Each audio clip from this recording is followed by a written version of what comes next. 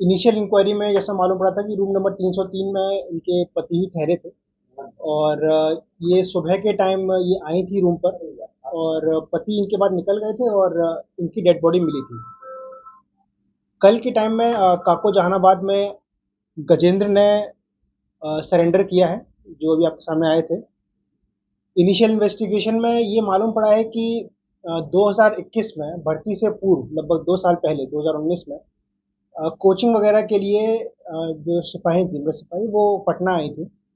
और 4 साल से लमसम दोनों अलग रह रहे थे, तो बीच में दोनों के काफ़ी मनभेद वगैरह डेवलप हुए थे। समय के साथ दोनों की बातचीत भी काफ़ी कम हो गई थी, और कुछ संदेह वगैरह भी उत्पन्न हुए थे, जिसके कारण दोनों के बीच में काफ़ी लड़ाइयाँ होने लगी थी, और इस साल में लड़ाइयाँ काफ़ी बढ़ गई थी।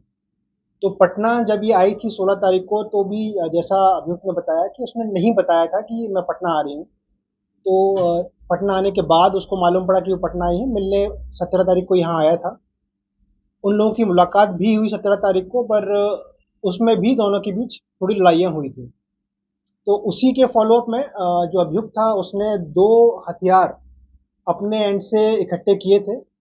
दोनों खरीदे थे, और वो इस मोटिव से आया था कि लड़ाई होती है तो इस बार मैं उसको मार दूंगा। उसके मन में विद टाइम ये भी संदेह आ गया था कि अगर मैं इसको नहीं मारूंगा तो हो सकता है कि ये मुझे मार दे। तो दोनों हथियार लेकर वो 19 तारीख को यहाँ आता है। 19 तारीख की रात में दोनों की बातचीत होती है, और वो 19 तारीख को उसको बुलाता है।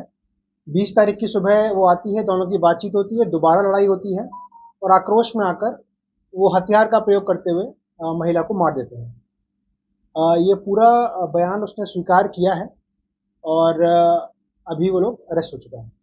हथियार कहाँ से खरीदा था? हथियार कहाँ से दोनों का वो निकला है? हथियार का इंतजाम इसने जहानाबाद के पास के एक एरिया से किया है।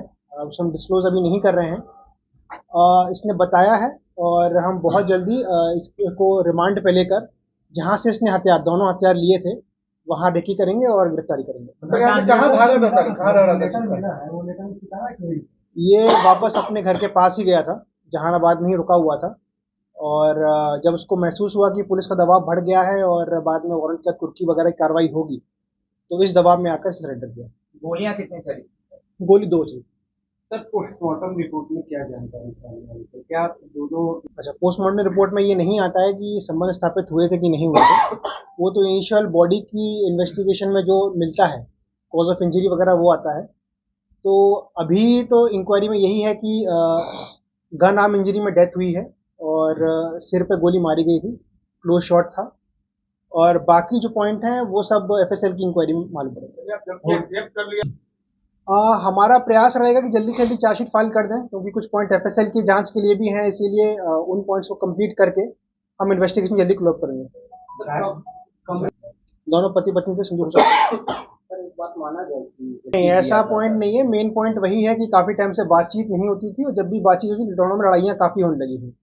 4 साल का डिस्टेंस काफ़ी हो गया दोनों के बीच, वो कम ही रहने आती थी घर में।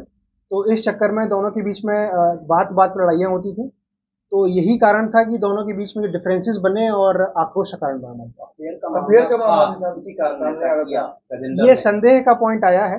अब वो अफेयर था या नहीं था, किससे था, किस लेवल पे था, वो सब इन्वेस्टिगेशन का पार्ट है, और जो पॉइंट्स बताएंगे इन्वेस्टिगेशन के बाद उसकी पुष्टि की।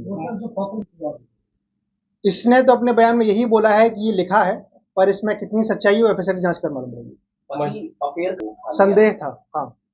महिला पुलिसकर्मी ने गजेंद्र को मारने की धमकी आए दिन नहीं, ऐसा कोई पॉइंट नहीं है कि आए दिन देती थी। हाँ, उसको ऐसा भय था कि अगर वो नहीं मारेगा तो हो सकता है कि उसे मार दे। होटल वाला बताया था। नहीं, हमने यही बताया कि 19 तारीख को गजेंद्र ने ही रात में आकर होटल बुक किया 303, और अगले दिन महिला वहां पे आई थी। 17 तारीख को कहाँ? ये पॉइंट इन्वेस्टिगेशन का। सर एक चीज और है, बातचीत कम थी, लड़ाइयाँ थी, पर ऐसा नहीं था कि बातचीत खत्म थी। ठीक है, उसने मिलने के लिए बुलाया था, और शोभा तैयार थी कि ठीक है वहां पे मिलते हैं।